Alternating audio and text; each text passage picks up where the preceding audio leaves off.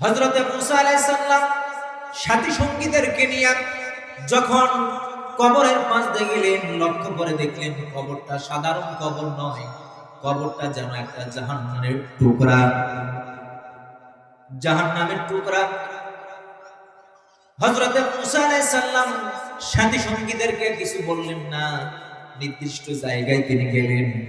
কাজ সম্পূর্ণ করার পরে যখন ওই একই রাস্তা দিয়ে ওই একই কবরের পাশ দিয়ে তিনি যখন গেলেন, লক্ষ্য করে দেখলেন কিছুক্ষণ আগে যে কবরটা জাহান্নামের টুকরা ছিল, সেই কবরটা এখন জাহান্নামের টুকরা নয়, আল্লাহ রাব্বুল আলামিন জান্নাতের বাগিচা বানায়া দিয়েছেন। চিৎকার মেরে বলেন সুবহানাল্লাহ। আজকে আপনি আলোচনার জন্য আমাকে দাওয়াত দিয়েছেন, অবশ্যই আপনাকে উপস্থিত থাকতে হবে। যদি না থাকেন, মাস্ট বি, আমি অবশ্যই আল্লাহর কাছে বিচার দেব।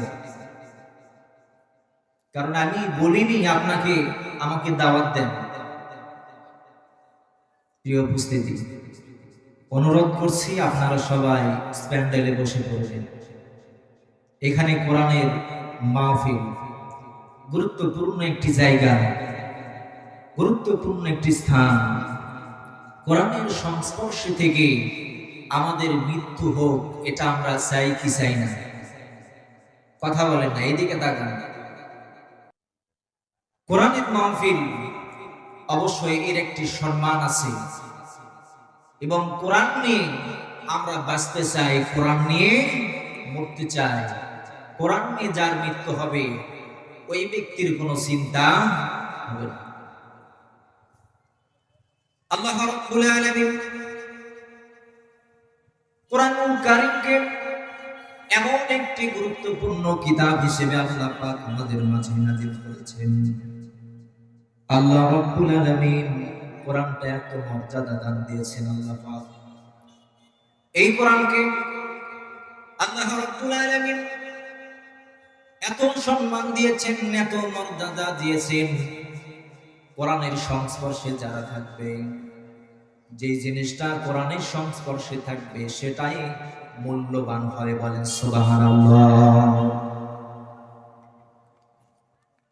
এই যে একটি কিতাব, এটা এমন একটি কিতাব, যেই কিতাব সম্পর্কে আল্লাহ রাব্বুল আলামিন বলেন, জালিকাল কিতাবু লা রাইবা ফীহি। এটা এমন একটি কিতাব, যেই কিতাবের ভিতরে কোনো ভুল নাই, সন্দেহ নাই। এই কিতাবের সংস্পর্শে যারা থাকবে, আল্লাহ রাব্বুল আলামিন যারা কোরআনের সংস্পর্শে থাকবে, কিতাবের সংস্পর্শে থাকবে, তাদেরকে আল্লাহ রাব্বুল আলামিন সম্মান বাড়ায় দেবেন। সুবহানাল্লাহ বলে। গুরুত্ব দেন, আমার কথার প্রতি একটু গুরুত্ব দেন, মনোযোগ দেন, বুঝতে পারবেন। এই কোরআনের সংস্পর্শে সবচেয়ে কম দামি কাপড় এই কোরআনের সংস্পর্শে লাগানো হয়, কোরআনের গিলাফ বানানো হয়, আবার এই কোরআনের সংস্পর্শে রাখা হয় রিহাল। এই গিলাফটা যখন পরে যায়, 10 বছর পূর্বের একটা কাপড়, একটা ময়লা কাপড়, 10টা বছর পূর্বে আপনি ক্রয় করেছেন, কোরআনের সংস্পর্শে আপনি লাগাইছেন। এই কোরআনের সংস্পর্শে লাগানোর পর 10টা বছর পর সাধারণ কোনো কাপড় যদি পরে যায়, ওই কাপড়টা কিন্তু সাইকেল পরিষ্কার করা অথবা আপনার মোটরসাইকেল পরিষ্কার করা, অথবা বাড়ির কোনো নোংরা জায়গা পরিষ্কার করার জন্য কাপড়টা ব্যবহার করা হয়। কারণ ওই কাপড়টা নতুন নয়, বরং 10টা বছরের পুরাতন কাপড়। কোরআনের সংস্পর্শে থাকার কারণে যখন আলমারি থেকে সেই কোরআনের কাপড়টা পরে যায়, ওই কাপড়টাতে যদি মানুষের একটিবার পা লাগে, দুনিয়ার সমস্ত মানুষেরা একটা কাপড়কে চুমা দেবে না, কিন্তু কোরআনের সংস্পর্শে থাকার কারণে ওই কাপড়টা, ওই রিহালটা যদি মানুষের পায়ে লেগে যায়, মানুষেরা তড়িঘড়ি করে কাপড়টা নিয়ে বুকের সঙ্গে মুখে চুমা দেয়। বলেন সুবহানাল্লাহ। কি কারণে? একটি মাত্র কারণ, শুধুমাত্র কোরআনের সংস্পর্শে থাকার কারণে। কোরআনের সংস্পর্শে থাকার কারণে ওই কাপড়টা সবচাইতে কম দামি কাপড়ের দামটা আল্লাহ পাকের দরবারে মানুষের কাছে প্রিয়, সম্মানিত। সবচাইতে কম দামের কাঠ রিহাল যেটা বানানো হয় ওটাও কম দামি হলেও কোরআনের সংস্পর্শে থাকার কারণে সবচাইতে দামি। সুবহানাল্লাহ বলে। ঠিক এরকম আমরা যদি কোরআনের সংস্পর্শে আসতে পারি, কোরআনের সঙ্গে যদি আমাদের বাস্তব জীবনটা যদি মিলিয়ে নিতে পারি, আল্লাহ রাব্বুল আলামিন আমাদের সম্মানটা অনেক বাড়ায়া দেবেন। সুবহানাল্লাহ বলে। অথচ আমরা সেই কোরআন পড়তে পারি না, কোরআন তেলাওয়াত করতে পারি না। যেখানে কোরআনের কথা হয়, যেখানে কোরআনের কথা বলা হয়, কোরআন তো আমরা শুনি না, বরং কোরআনের বিরোধিতা করি। কথা বলেন ঠিক কিনা? কোরআনের বিরোধিতা, কোরআনের সঙ্গে আমাদের সংস্পর্শ নাই, কোরআন পড়তে পারি না, কোরআন যারা পড়ে তাদেরকেও মহব্বত করি না। আল্লাহ রাব্বুল আলামিন বলছেন কোরআনের বিরোধিতা তো কার করবে? তারাই। ওয়াকালাল লাযিনা কাফারু লা তাসমাউ লিহাযাল কুরআনি ওয়ালগাউ ফীহি লাআল্লাকুম তাগলিবুন। আল্লাহ রাব্বুল আলামিন বলেন কাফেরদের, শয়তানদের চক্রান্ত হলো একটাই, কোরআন শোনো না, কোরআন শুনতে যেও না। কোরআন যেখানে আলোচনা হয়, কোরআনের কথা যেখানে হয়, সেখানে তোমরা ডিস্টার্ব করো, বাধা দাও, সমস্যা করো, যাতে মানুষেরা কোরআনের সংস্পর্শে না যেতে পারে। অপোজিট আল্লাহ রাব্বুল আলামিনের ঘোষণা, ওয়া ইযা কুরিয়াল কুরআন ফাসতামিউ লাহু ওয়া আনসিতু লাআল্লাকুম তুরহামুন। কথা কি শুনতেছেন আপনারা? যতক্ষণ শুনবেন, আমি যতক্ষণ থাকবো আমার দিকে তাকিয়ে থাকতে হবে। আল্লাহ রাব্বুল আলামিন বলেন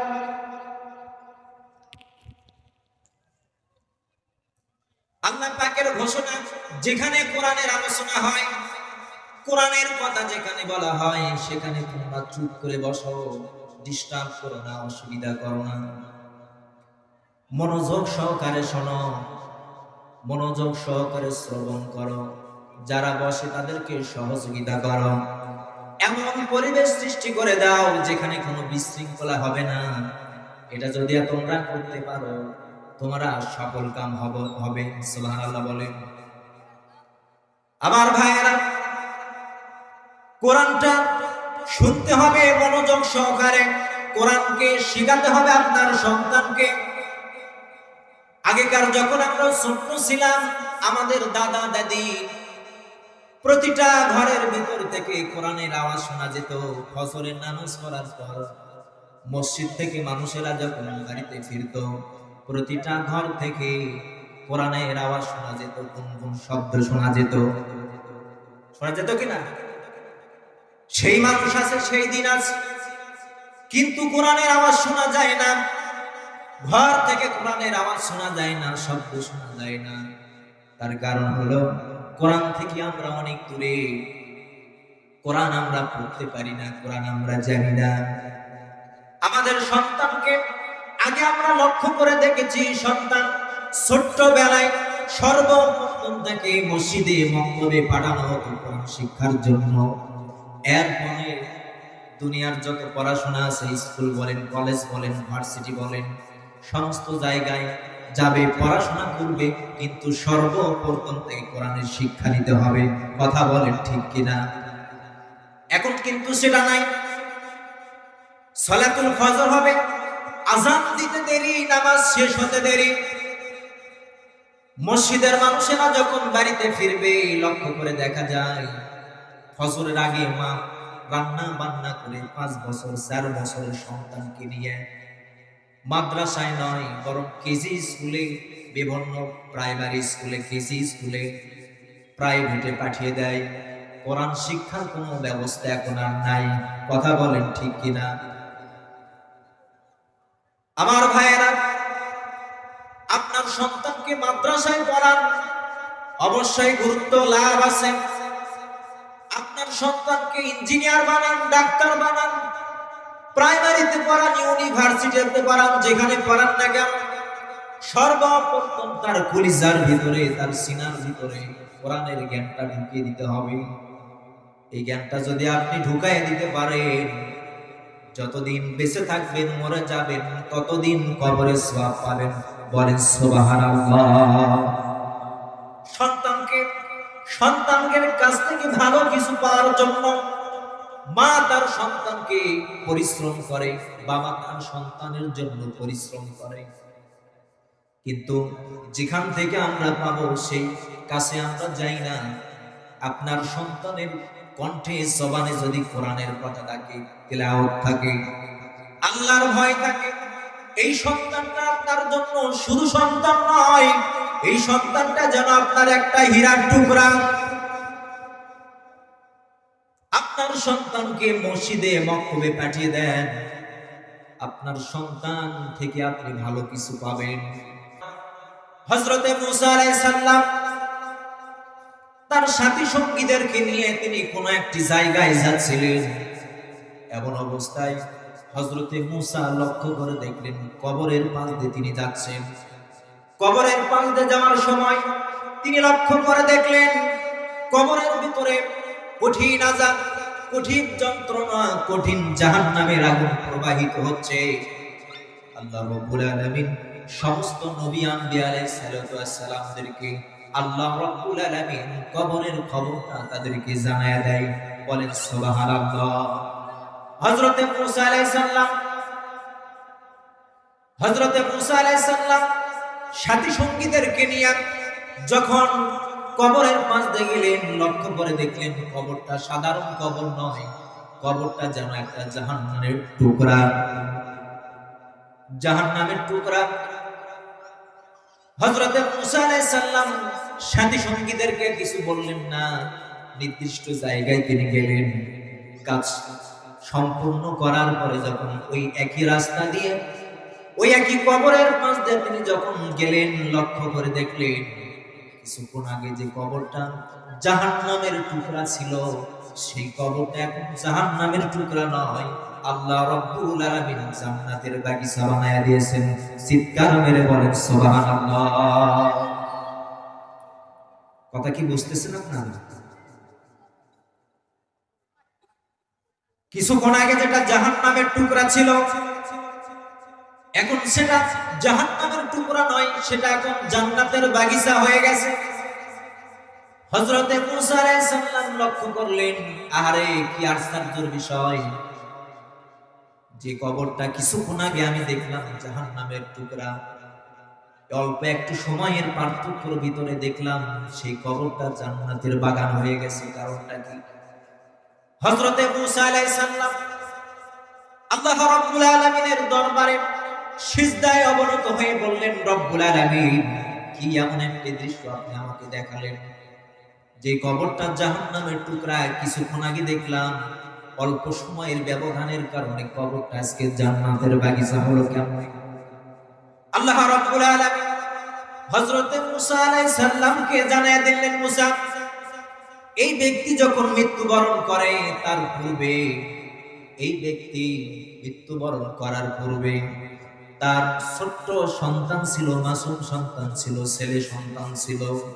তার বিবিকে ওসিয়ত করেছে, বিবিরে, হয়তো আমি কিছুদিন পরে মৃত্যুবরণ করব, আমি দুনিয়াতে থাকবো না, দুনিয়া থেকে বিদায় গ্রহণ করব, কিন্তু তোমাকে আমি আজকে বেঁচে থাকাকালীন তোমাকে একটা ওসিয়ত করি, আমার সন্তানকে আমি রেখে গেলাম, ছোট্ট বাচ্চা, ছোট্ট মাসুম সন্তান। এই সন্তানটা যখন উপযুক্ত বয়স হবে, আমার ওই সন্তানকে দ্বীনের শিক্ষা দিবে। বলেন সুবহানাল্লাহ। হে মুসা, তার স্বামী ইন্তিকালের পর তার স্বামীর ওসিয়তটা মেনেছে, গ্রহণ করেছে।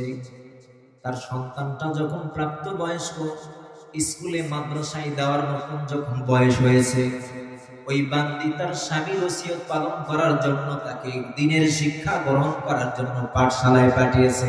সুবহানাল্লাহ বলেন। আমি আল্লাহ রাব্বুল আলামিন আমার বান্দার ওসিয়তটা এত পছন্দ করেছি, ওই পছন্দ করার কারণে আমি এত খুশি হয়েছি। তার ছোট্ট সন্তান যখন পাঠশালায় গিয়ে যখন পড়েছে আউযু বিল্লাহি মিনাশ শাইতানির রাজিম বিসমিল্লাহির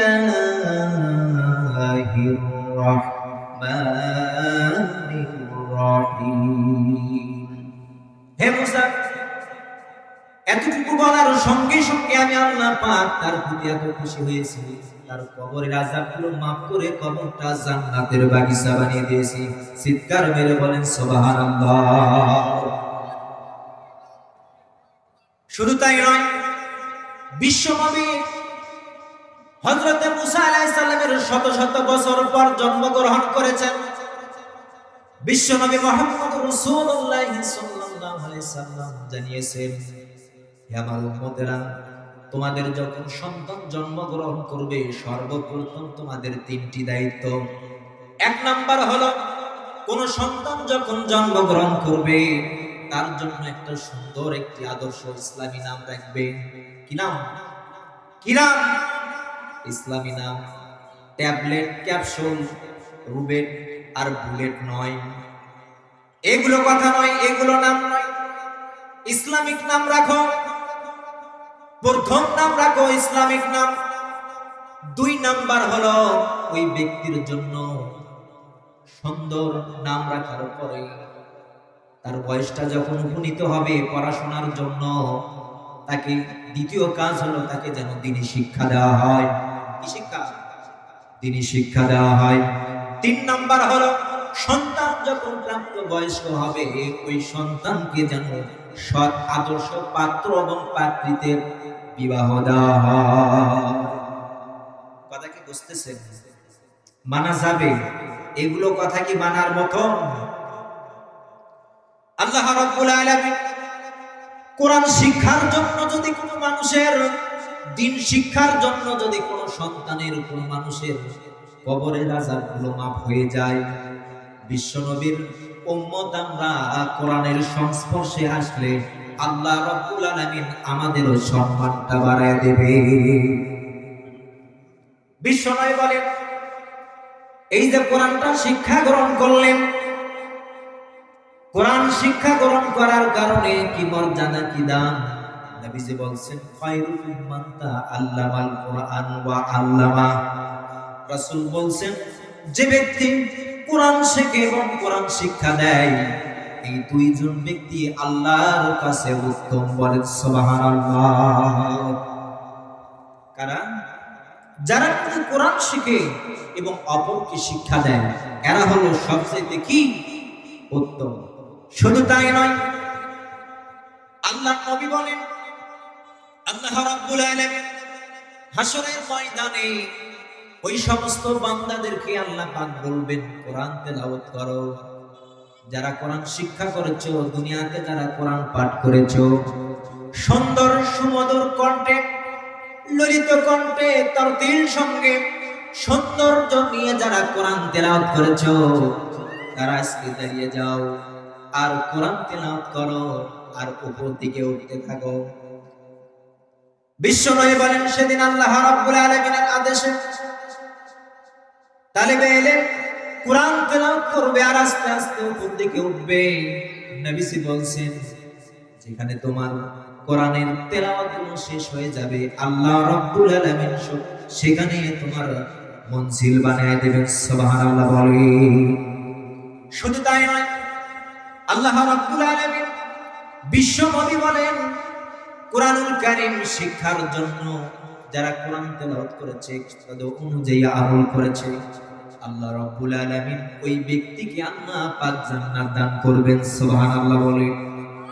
শুধু তাই নয়, আল্লাহ রাব্বুল আলামিন ওই ব্যক্তিকে এমন 10 জন ব্যক্তির জন্য সুপারিশ করার পারমিশন দেবেন, যাদের জন্য অটোমেটিক ইতিপূর্বে আল্লাহ রাব্বুল আলামিন জাহান্নাম ওয়াজিব করেছিলেন।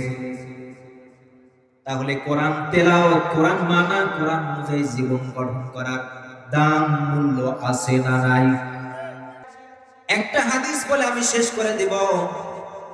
নবীজি বলছেন, এটা তো গেল যে ব্যক্তি কোরআন তেলাওয়াত করলো, কোরআন অনুযায়ী বাস্তব জীবন করলো, সত্যকে সত্য মেনে নিল, কোরআনকে সত্য, সত্যকে সত্য, হালালকে হারাম, হালাল হারামকে হারাম মেনে যারা জীবন গঠন করলো, তাদের প্রতিদান আল্লাহ পাক জান্নাত দেবেন এবং তাদের আহাল পরিবার থেকে 10 জন ব্যক্তিকে সুপারিশ করে যাদের উপরে জাহান্নাম ওয়াজিব ছিল তাদেরকে সুপারিশ করতে পারবেন। সুবহানাল্লাহ। নবীজি বলেন এটা তো তার প্রতিদান। যেই পিতামাতা, যে ব্যক্তি তাকে কোরআন শিক্ষার জন্য সহযোগিতা করলো, আপনার সন্তানকে কোরআনের শিক্ষা দেওয়ার জন্য সহযোগিতা প্রধান দায়িত্ব আছে সেটা হচ্ছে পিতামাতার। নবীজি বলছেন আল্লাহ রাব্বুল আলামিন এক শ্রেণীর মানুষের হাসরের ময়দানে কি করবেন? আল্লাহ পাক হাসরের ময়দানে তার মাথার ভিতরে মুঠুক পরাইয়া দেবেন। সুবহানাল্লাহ বলেন। মুঠুক পরানো হবে, যেই মুঠুকের উজ্জ্বলতা, সৌন্দর্যতা আসমানের যে সূর্য আছে তার চাইতে দ্বিগুণ, তার চাইতে 1000 গুণ। সুবহানাল্লাহ বলেন। শুধু তাই নয়, বিশ্বনবী বলেন যারা কোরআন তেলাওয়াত করলো, কোরআন অনুযায়ী আমল করলো, আল্লাহ রাব্বুল আলামিন অন্য একটা হাদিসে আছে, তিরমিজি শরীফের হাদিস, এর আগে যেটা বললাম সেটা আবু দাউদ শরীফের হাদিস। বিশ্বনবী বলেন আল্লাহ রাব্বুল আলামিন ওই সমস্ত এক শ্রেণীর মানুষ পিতামাতাকে আল্লাহ রাব্বুল আলামিন 2টি পোশাক দান করবেন। কি দান করবেন বলেন? কথা বলেন না কেন? পোশাকটা দান করবেন, এমন একটি পোশাক, এমন একটি পোশাক দান করবেন, পোশাক যদি সুন্দর হয় ওই মানুষকে, ওই মানুষ কিন্তু বেশি সম্মান করে। কথা বলেন ঠিক কিনা? আমি যখন সাধারণ সিরা ফাটা পুরাতন মার্কা পাঞ্জাবি গায়ে দিয়ে যখন রাস্তা যাই, কেউ সালাম দিতে চায় না, কিন্তু যখন একটু পুষ্পাস হয়ে বের হই তখন সালামের আর অভাব হয় না, পরে বড় হুজুর, ঠিক কিনা? আল্লাহ রাব্বুল আলামিন হাসরের ময়দানে ওই সমস্ত মানুষদের গায়ে, ওই সমস্ত পিতামাতার গায়ে পোশাক পরায় দেবেন। হাসরের মানুষেরা তার দিকে তাকায় থাকবে। এই পোশাকের মূল্য নবীজি বলেন, এই পোশাকের মূল্য গোটা দুনিয়াটা, সারা দুনিয়ার চাইতে পোশাকের মূল্য অনেক বেশি। সুবহানাল্লাহ বলেন। এরকম মর্যাদাপূর্ণ পোশাকটা গায়ে দিয়ে যখন মানুষ দাঁড়ায় থাকবে, অসংখ্য মানুষ তার দিকে তাকাবে, আহারে কি গায়ে দিয়েছে, তখন ওই মানুষগুলো পিতামাতা বলবে রব্বুল আলামিন এমন একটি পোশাক আপনি আমাকে দান করলেন, যে পোশাকটা গায়ে দেওয়ার কারণে মানুষেরা আমাকে সম্মান করতেছে, আমার দিকে তাকিয়ে আছে। এত সুন্দর পোশাক, এটার কারণ কি? আল্লাহ রাব্বুল আলামিনের পক্ষ থেকে সেদিন ঘোষণা হবে, বান্দা বান্দি তোমরা হলো সেই মানুষ, তোমরা দুনিয়াতে থাকাকালীন তোমাদের সন্তানকে কোরআনের শিক্ষা দিয়েছো। চিৎকার মেরে বলেন সুবহানাল্লাহ।